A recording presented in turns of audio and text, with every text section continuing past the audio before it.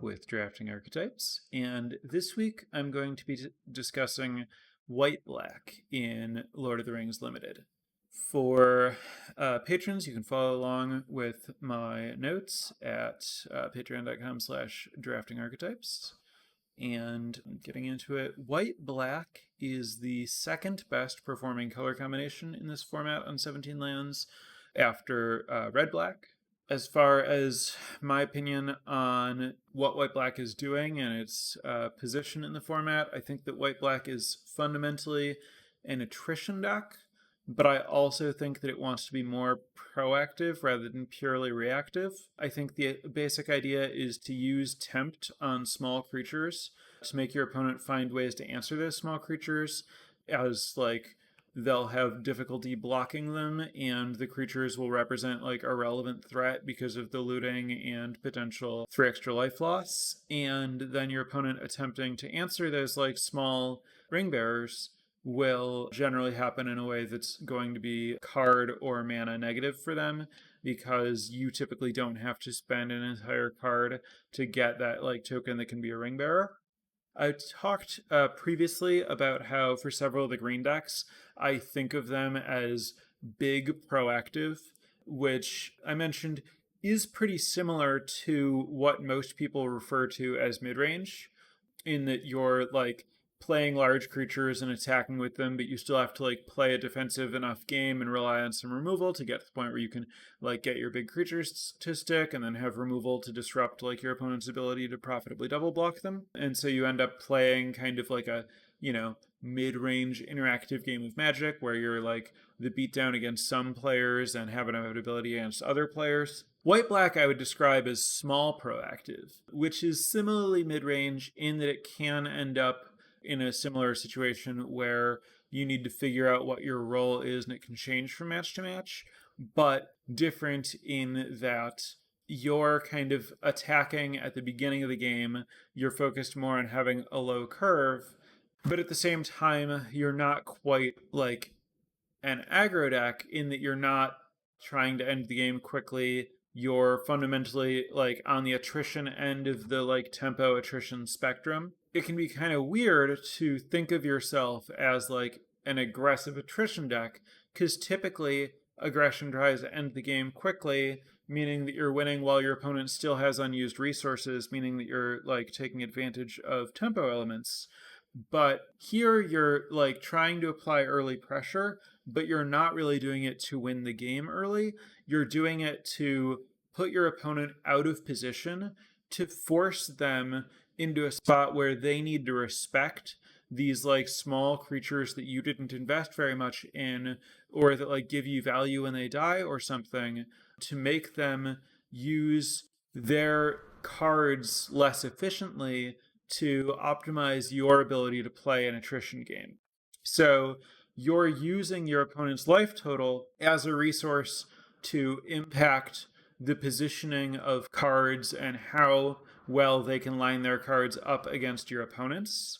And so it's a little tricky, a little bit unusual in terms of strategic positioning. And a lot of this comes down to white-black.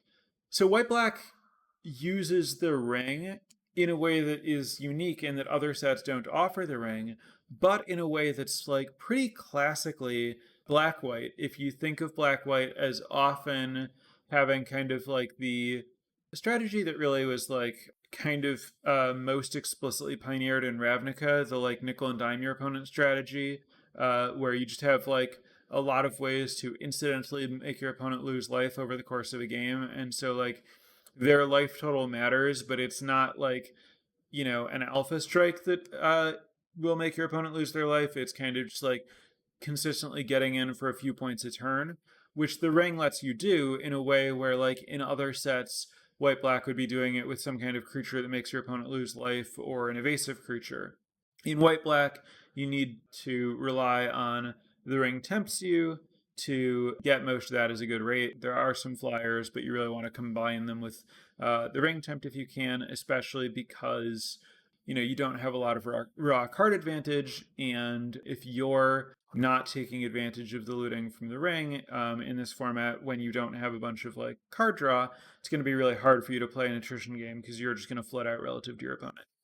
So you're really taking advantage of the ring mechanic, but in a way that I see as like pretty classically white-black. So what that means is that like when you're drafting, you really want to prioritize the two things that white and black does well, which is tempt and token making. Because you want to have, you make tokens and then you tempt them, and then your opponent has to like interact with those tokens. So tempt kind of allows you to convert those tokens into full cards.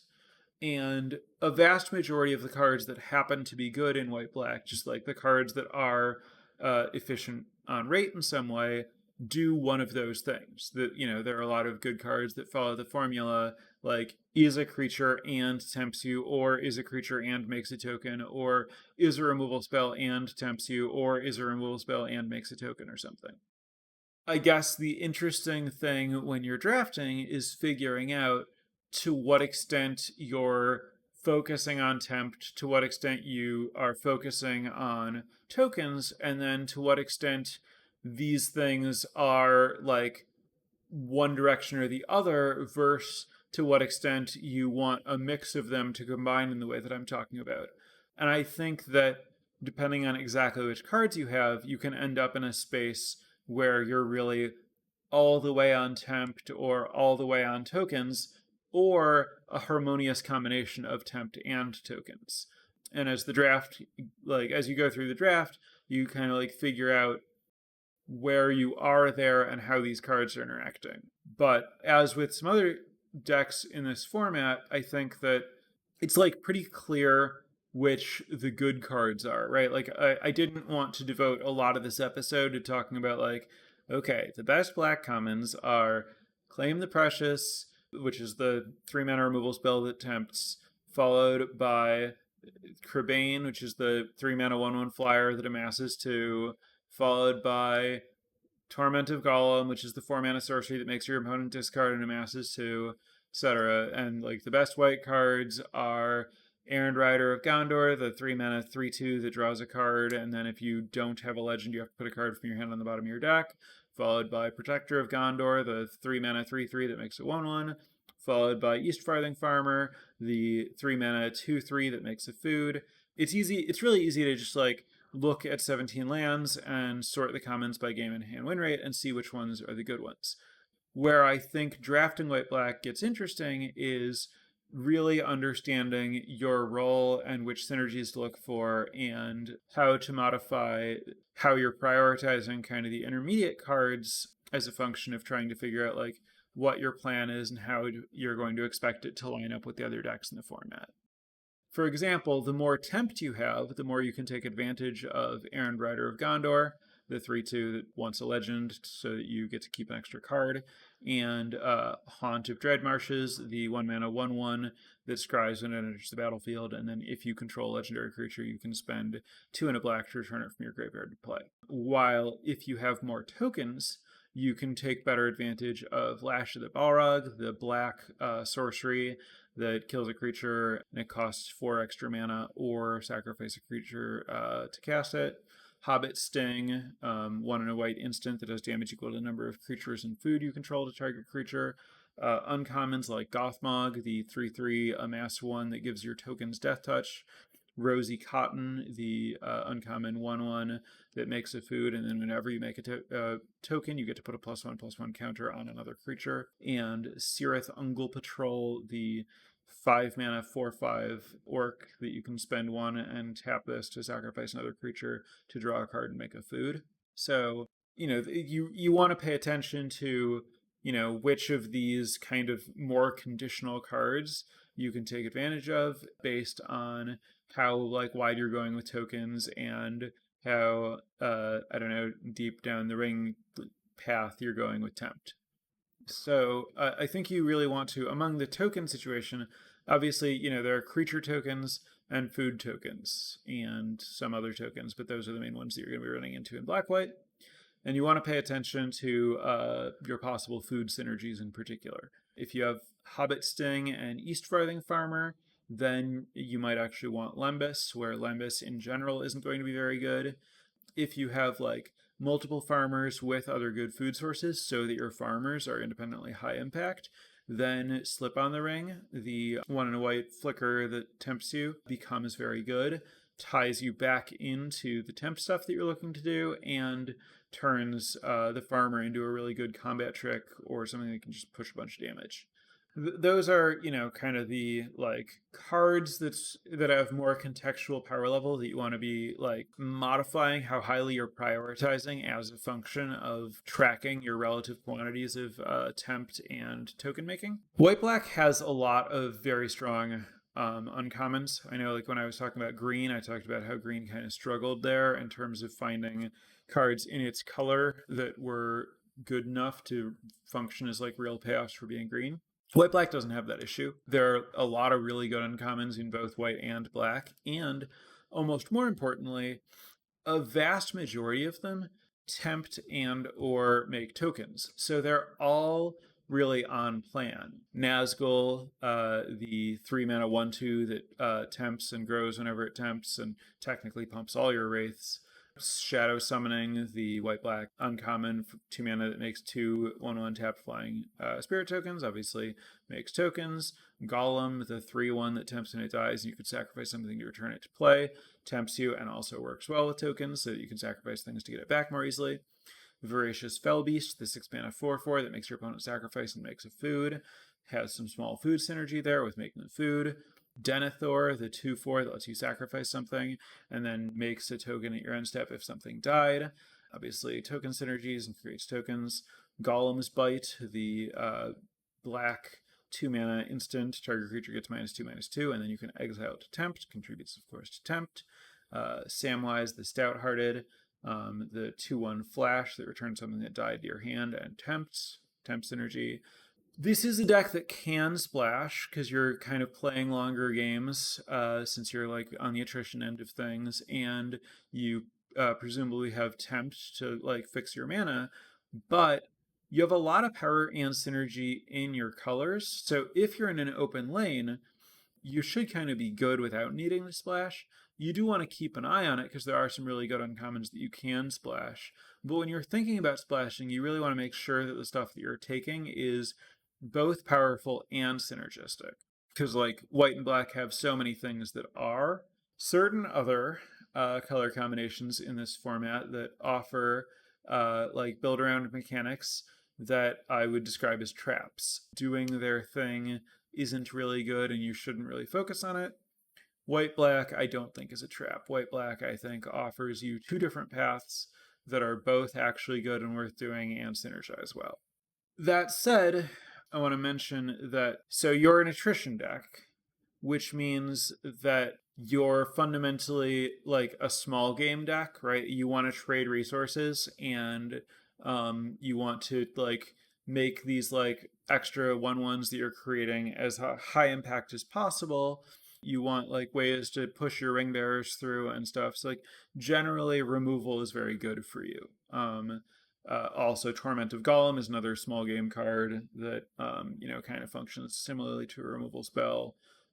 So like outside of your explicit synergy stuff, you also want to be prioritizing removal. So as far as like rounding your deck out when you're into kind of the like lower tier of cards, you'd be better off playing something like a Knife Wound, the 2-mana black aura that gives something -3 power, and then your opponent has to pay 2 life or exile it, is going to be a better fit than something like Warg, the kind of like the menace 4/5 creature that like doesn't really have any particular synergies with white and black.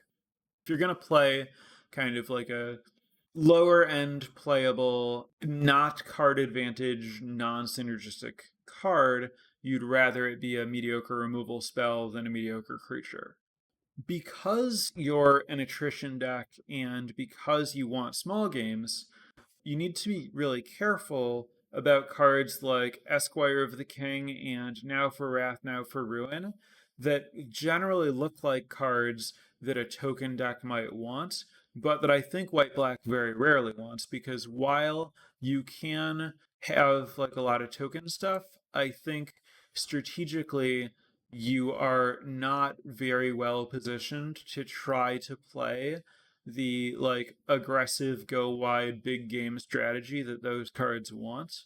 I think you're going to have a lot more success with white black if you focus more on really leaning into the small game attrition elements and avoiding cards like Esquire of the King and Now for Wrath, Now for Ruin, even though Now for Wrath, Now for Ruin reads like a card that was synergized well with making a lot of tokens and having a lot of tempt. I think it's just like the wrong direction strategically for what the deck should be trying to do. Some other cards that you should avoid. Mirkwood Bats are another card that kind of seem like they might have a lot of synergy, but the rate is just not good. You don't want to invest 4 mana in a 3 toughness creature that doesn't give you any immediate value or build on any of your synergies.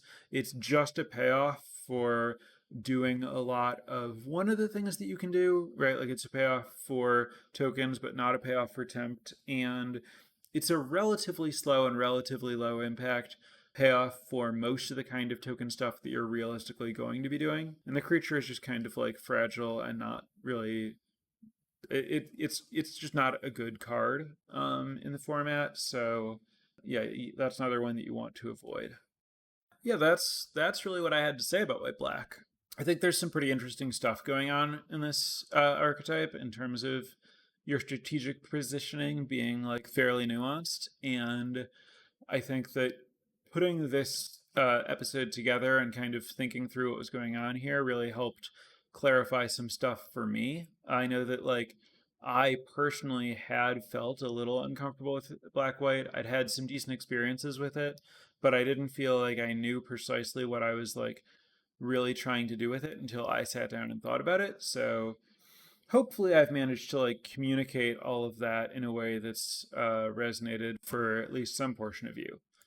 So, with that said, no new patrons this week. If you would like to fix that for next week, I'd love some people to shout out. So, check out patreon.com/drafting archetypes to support the program and see what kind of benefits we offer. Incidentally, if subscribing to a Patreon is not for you or the benefits aren't what you're looking for or whatever, you certainly can still support the podcast by leaving a review on whatever platform you listen to this on, comment on YouTube or what have you, tweeting about any thoughts you have on the podcast, anything you've learned from it, any of that stuff. Sharing the podcast does help the podcast. I don't mention that very often. Maybe I should. With all that said, we're going to turn this over to questions from chat. Is Lembis bad in black white for similar reasons as Nasty End? Also, the blue white 2-drop enough unplanned to warrant committing to splashing. So, yeah, I do think that Lembis has the same kind of issue as Nasty End, that like you really want to kind of like come out early and you're looking to spend your mana efficiently to pressure your life total early on. I'm obviously someone who, if you've watched my streams much, I play Lembis, I think, significantly more than the average player. I typically like it. So a lot of what's going on is you have enough food in white black that like you have access to life gain anyway. And so like life gain has diminishing returns, and it has even more diminishing returns when it's like the ability to spend mana to gain life, right? Like if you have 2 food lying around and you're just like looking for an opportunity to like actually cash that in for life, making another food with Lembis isn't really going to help you out there. So unless you have things that count your food, like Farmer and Sting, then Lembis is really offering you very little relative to what it's offering in other decks, especially other decks like blue and red, where you have cards that let you get significantly deeper into your deck so that you like draw the Lembis more often in a spot where you otherwise can't really gain life.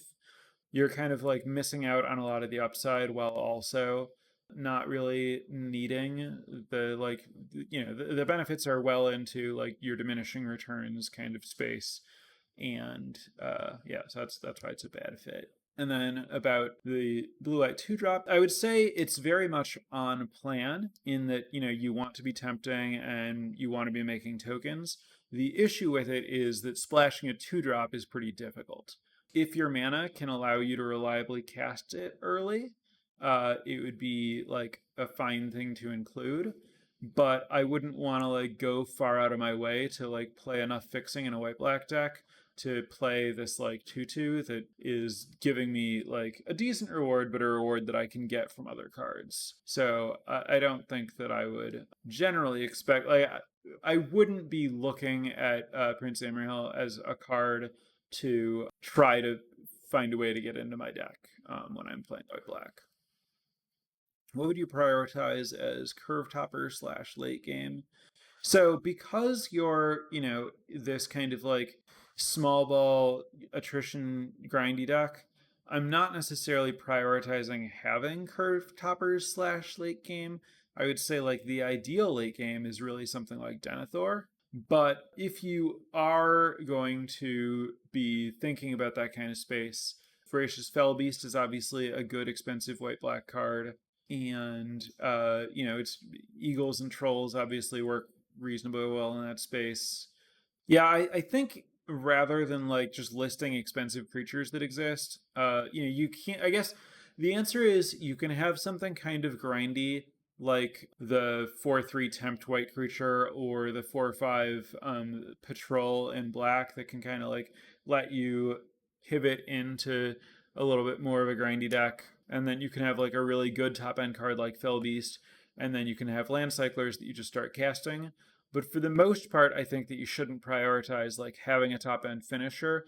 You should prioritize having, evasive threats and tempt and ability to just kind of like grind your opponent out with small stuff. And then your kind of like late game is just have enough removal to kill your opponent's late game. Are there any situations where you'd want multiple nasty ends in white black or otherwise? Probably. Like I said, I think nasty end is, it's okay. You just need to be careful about making sure that you still have pressure or that your deck really can play kind of the like blue style game that it positions you to play. Certainly it's better if you have like multiple uncommon golems or some other way to have like a legend that's like pretty cheap to sacrifice or good access to tempt. Sideboarding in against people who are playing Fog on the Bear Downs type cards, of course, would be a reason. Or against Gandalf sanctions, so you can sacrifice a creature in response to like functionally counter the Gandalf sanctions. It's not generally something I'm like looking to do. Yeah, so this question is how often do you go for a token strategy? I feel the tokens are a bit of a gamble in the draft since you need the tokens and the payoff, but maybe tokens is the wrong way to think about the draft. I think this kind of highlights what I was talking about with Esquire the King and Now for Wrath, Now for Ruin, which is that I don't think you should really think of it as just like you're trying to be a token deck in the like classic go wide sense. You're trying to have some tokens to like as your kind of like way to pull ahead in a small game, and as a way to have like good creatures to tempt. I think that like if you just like take a Protector of Gondor, it's not really a risky pick in that like the Protector of Gondor is just going to be like a reliable card that offers what your white black deck is looking for, being a card that just kind of like gives you some extra value, has synergy with Lash of the Balrog and Hobbit Sting and all that other random stuff. And it's not like you need to get like a bunch of other token makers for that card to work. Where you're looking for, if the way that you're thinking of tokens is kind of the like big game pump my team stuff, that's where, if you're prioritizing Esquire the King and Now for Wrath, Now for Ruin, that's where you're going to run into oh, these didn't really come together because they're trying to play a game plan that isn't the game plan that most of the white black cards are trying to play. And that's where you're going to feel like there was a gamble that didn't pay off. So be sure that you're approaching tokens in with kind of a small game mindset, which admittedly makes Hobbit Sting a risky proposition because Hobbit Sting really wants a wide board for it to work unless you're good at making food and then you acknowledge, oh, I have Hobbit Sting in my deck. I need to like not sacrifice this food when I have spare mana unless my life total is really in danger. Is Shadow Summoning worth a pack one pick one over decent monocolored cards in a weak pack? Yeah, I mean, it depends on a lot of factors. It depends on how good the monocolored cards are and how much you like white black. Honestly, really does matter a lot because if you don't like white black very much, you're going to be looking to pivot off of it. Whereas, like, if you do like white black, you'd be likely to like pivot into it if you took a like a white card over it, and then there's this like shadow summoning that someone else has at the table, and now you're fighting someone. I do think a lot of like should you take a gold card comes down to like personal drafting styles and preferences and archetype preferences, but I think that like shadow summoning is a strong enough card to take early in draft round if you're someone who is inclined toward what it offers you. How high would you prioritize land cyclers in a grindy deck like black white? My guess is lower than tempt and removal, but higher than the rest. Yeah, I mean, I think in general with land cyclers, they're kind of like they're not transformative in most decks, but they make your deck in general just like a little bit better. And so I like them over any kind of replacement level card, but I don't like them as much as like really high impact cards. They can go up a lot if I have Sam's Desperate Rescue, because Sam's Desperate Rescue is like a pretty efficient tempt card, which I could be wanting in white black, and I might need some land cyclers to be able to reliably use it to get the tempt when I want to. And so in that spot, I'm going to prioritize land cyclers unusually highly. But if I don't have Sam's Desperate Rescue and I don't expect to get them, then I'm going to take like the premium synergistic cards, like say the 3 mana 3/2 orc that tempts when it enters the battlefield and better. But something worse than that, even say like farmer and worse, then I might start thinking about the land cyclers. When drafting, do you prioritize taking black cards over slightly better white cards because black is so cut? For example, would you consider taking Muster over Errand Rider? No. I think that the way that you should respond to a color being cut is to prioritize it less rather than more. If you see or expect that white is open, you should lean into taking white cards and then potentially pivot off of black rather than like taking the black cards early, being committed, seeing that you aren't getting any black cards late, and then being stuck. A color being open makes all of its cards implicitly a little bit better because you can get them at a lower cost, which means even in the early picks, you're getting the other cards that work with them at a lower cost. Whereas, yeah, like if you're just like afraid that black is going to be cut, and so you're like, well, I need to like get in early or I won't get in. I think that like just kind of doubling down and positioning yourself to fight for it is a needless risk.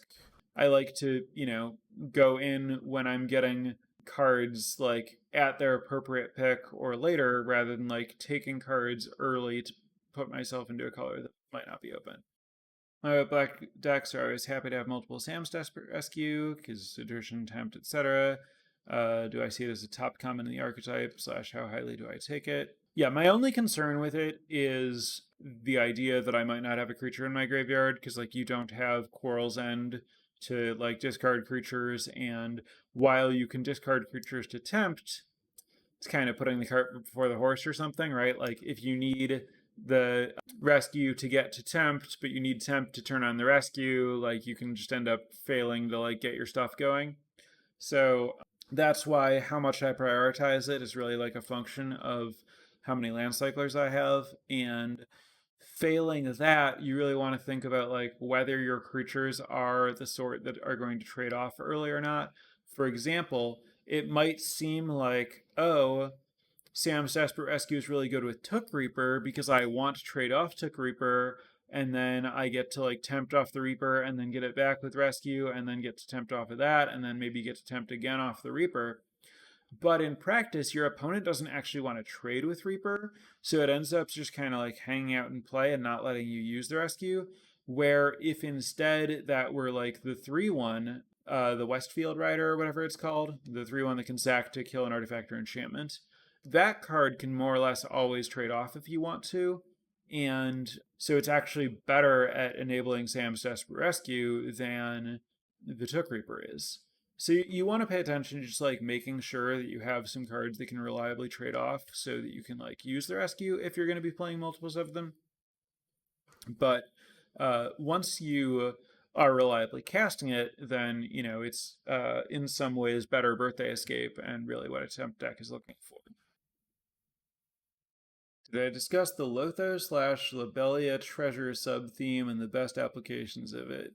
I wouldn't really call 2 rares a sub-theme, and I think that it's like pretty hard to make treasures off of Lobelia. Like, it happens sometime, and I think Lotho is pretty medium. Like, I've been unimpressed with the card. As far as how to best make use of it, I would not draft around it at all. Sometimes you include the cards in your deck. Sometimes you get treasures and do normal treasure things with them. But I wouldn't like modify the rest of my deck on the expectation that I have treasures. I would barely even count them as a source for fixing. What does the ideal curve for this deck look like? The ideal curve, I think, is generally pretty low is the answer. But a good mix of 2s and 3s with maybe like 1 or 2 1s, not a lot of 1s. Frodo obviously being the best one by a lot, that's the rare. But then like among commons, Haunt being better than Esquire. Yeah, I think if you shoot for like around 6 2-drops, wouldn't be bad. If you played like a few more, a few less, you should be fine. I think that looks like we've pretty much covered it, so I'm going to wrap it up there. Thank you very much, everyone in chat, for watching live and helping out with questions. And thanks, everyone else, for listening. I will be back next week, same situation, talking about more archetypes. Bye for now. Prepare for light speed.